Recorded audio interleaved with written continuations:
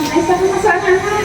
Pagi itu saya mau beneran. Pokoknya masuk anak nih. Selamat pagi anak-anak. Pagi, selamat pagi. Silakan duduk. Ya, terima kasih.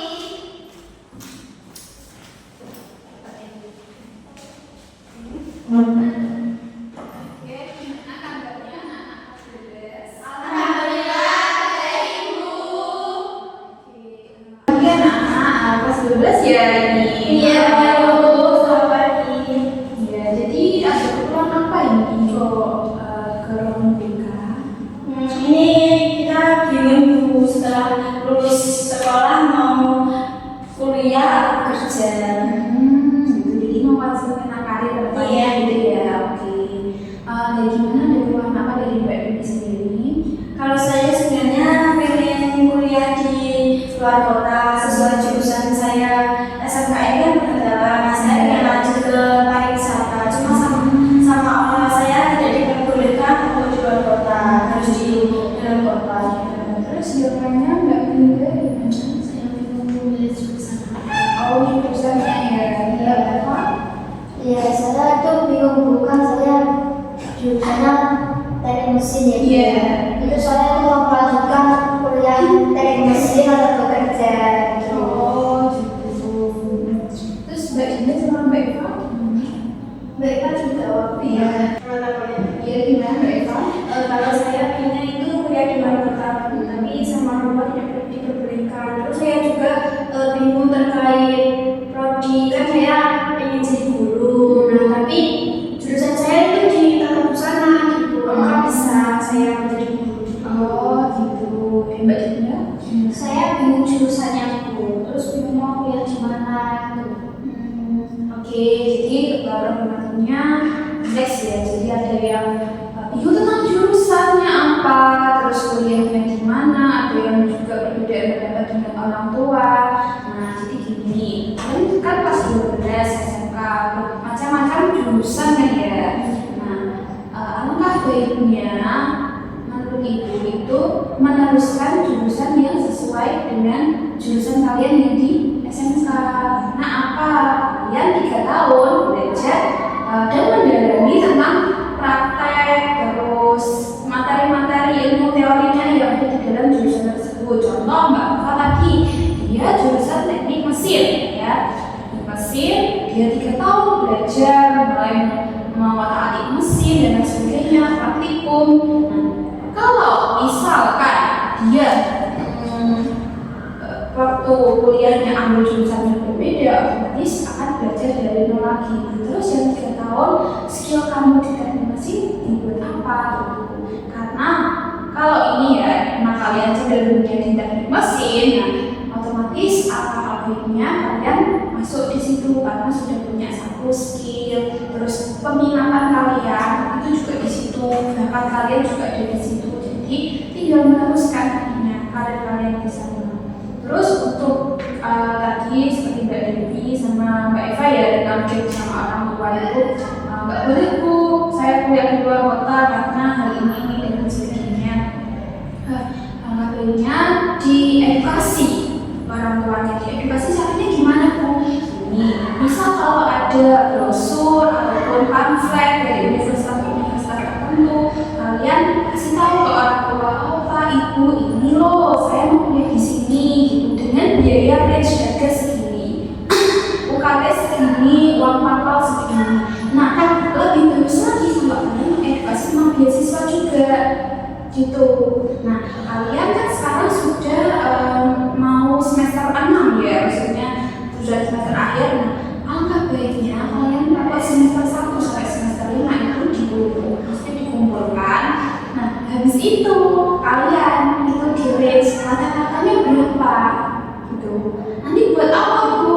Nanti di bulan Februari awal itu bisa dimasukkan ke dalam SNBP. Itu gimana Bu SNBP? Itu adalah salah satu jalur masuk menuju universitas negeri di mana itu menggunakan nilai rapor. Jadi kalian nggak susah-susah tes kesana kesini, belajar SBMPTN, nggak perlu. tinggal nilai rapot kalian, serta mungkin ada beberapa di antara kalian yang punya prestasi akademik, non akademik berupa sertifikat, piagam, dan lain sebagainya. Nah itu bisa dimasukkan, itu menjadi poin plus juga. Nah, dan kebetulan sekolah kita kan merupakan sekolah yang akreditasi terbaik ya di kota ini. Jadi memiliki keunggulan tersendiri itu juga menjadi poin plusnya. Itu sekolah berakreditasi bagus, kalian nilainya juga bagus, punya sertifikat dan piagam-piagam sesuai skill dan bakat kalian. Di situ nanti dikumpulkan, lalu di-upload buat dokumen SNBP itu tadi yang prestasi itu tadi. Syukur-syukur kalau kalian masuk lewat jalur itu, ya kan enak nanti masuk jalur lewat raport. Setelah itu dapat beasiswa. Apa bu beasiswanya? Kan kita kan belum masuk kuliah. Apakah bisa mendapatkan beasiswa? Bisa, tetap bisa. Pakai apa? Beasiswa KIP kuliah. Nah itu daftarnya sebelum kalian masuk di universitas. Daftarnya pakai apa bu? Ada yang tahu? Belum tahu. Oke. Jadi gini, aku kasih tahu. Untuk daftarnya alumni si KIP kuliah beasiswa ini, kalian bisa mengupload administrasinya di websitenya. Jadi bukan kita langsung ke pihak kantornya universitas ataupun kantornya sekolah tidak. Jadi itu individu ya. Mbak Dinda nanti upload sendiri, Mbak Devi upload sendiri, Mbak Dinda dan sebagainya upload sendiri. Nanti diuploadkan di websitenya sesuai ketentuannya, persyaratannya apa saja. Kalau memenuhi, ini bisa disubmit gitu. Nah, kalau kalian bisa masuk sesuai jurusan yang kalian inginkan, sesuai yang di SMK ini ya misalnya. Terus kalian masuk lewat jalur SNBP, nggak perlu tes. Terus juga kalian dapat beasiswa ya, apa nggak enak? Nah, enak kan? Nah, jadi gitu untuk alurnya. Terus gimana bu kalau misal saya mau kerja gitu? Ada yang mungkin di sini pikirannya mungkin pengen ada minat sebelum diri kerja. Ya Mbak Papa tadi ya bingung, kalau saya kuliah saya mau kerja mesin, kalau kerja saya gimana bu? Oke. Kalau kerja itu bisa juga kita cari salah satu instansi ya yang membuka lowongan tentang sesuai dengan jurusan kita. Nah kebetulan sekolah kita juga ada kerjasama di beberapa instansi yang mungkin cenderung sesuai dengan jurusan kalian masing-masing. Contoh kita juga kerjasama sama Mbak Devi ya, Mbak Devi kan perhotelan ya. Nah kita juga kerjasama sama hotel-hotel yang beberapa di kota ini. Jadi kita juga bisa memerger anak murid kita. Kalau misal dia cenderungnya ke kerja, kita juga bisa langsung apply-kan mereka di tempat-tempat itu tadi. Gitu. Jadi nggak usah bingung-bingung gitu. Tinggal konsistensi kalian gimana untuk menuju karir itu tadi. Apakah kalau kuliah itu di sini, kalau kerja itu di sini, itu tergantung niat kalian, diri kalian sendiri. Nah, terus sekarang tadi sudah ya tentang orang tua, sekarang mau edukasi, terus tentang cara masuk universitasnya juga sudah saya kasih tahu tentang yang prestasi ya pakai rapot itu. Terus ada lagi nggak misal kalau masuk universitas itu tes-tesnya ada, masih ada banyak cara sekali untuk kita menuju ke universitas itu. Yang pertama tadi pakai jalur prestasi, yang kedua ada pakai jalur tes. Dimana ini tesnya ini yang sesuai tes psikotes, ada terus skolastik dan lain sebagainya. Nah nanti di akhir kalian mungkin bulan Februari akhir kalau bukan awal itu kalian akan dibimbing. Kalau misal yang mau ikut SBMPTN itu kalian akan dibimbing, kita akan datangkan kursus ataupun lembaga untuk menghandle kalian kayak les gitu ya. Jadi kalian nggak perlu bingung-bingung. Saya nggak bisa nanti kalau saya SBMPTN saya untuk kelas D ini kurang, misalnya nanti kalian bisa konsultasikan dengan lembaga yang akan leader ajukan nanti. Nah terus sudah ya itu untuk beberapa cara masuknya di dalam universitas. Nah sekarang yang dibingungkan apa lagi? Pemilihan jurusan. Pemilihan jurusan jurusan, terus enaknya saya kuliah di mana Bu? Gitu ya. Terus apa lagi selain itu? Saya mau tanya dulu, kan saya jurusan anak putih ya. Terus saya disuruh orang tua saya jurusan guru bangunan. Itu gimana ya? Oh, itu tuh nggak masalah Mbak Cinta ya. Jadi saya nggak mau melanjutkan jurusan saya yang di SMK ini, tapi saya alih jurusan di perkuliahan itu. Ya, nggak apa-apa. Sebenarnya boleh-boleh saja.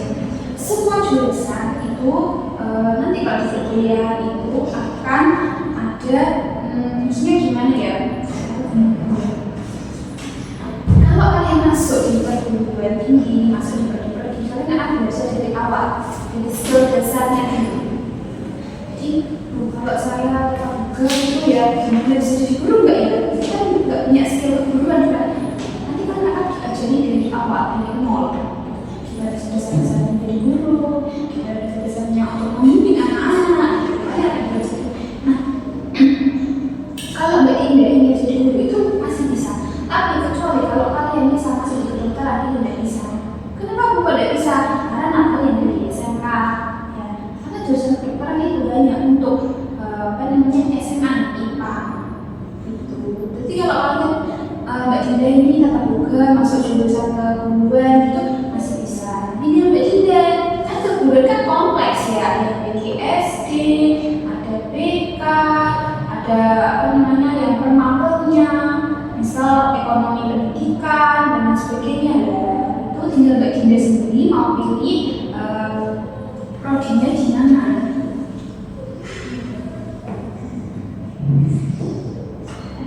Ya, terus apalagi yang Mbak Eva tadi ya. Mbak Eva kan sama ya matematikanya sama kayak Mbak Dinda. Jadi tetap bisa kalau misal mau masuk jurusan tertentu tapi nggak sesuai dengan jurusannya di SMK tetap bisa. Ya, terus Saya bingung pemilihan jurusan. oh bingung ya jurusan. Nah jadi gini ya, kalau misal bingung jurusannya apa, saya SMK-nya ini tapi saya bingung apakah mau melanjutkan atau mau pilih jurusan apa. Kalau pilih jurusan lain saya juga bingung mau pilih jurusan apa gitu.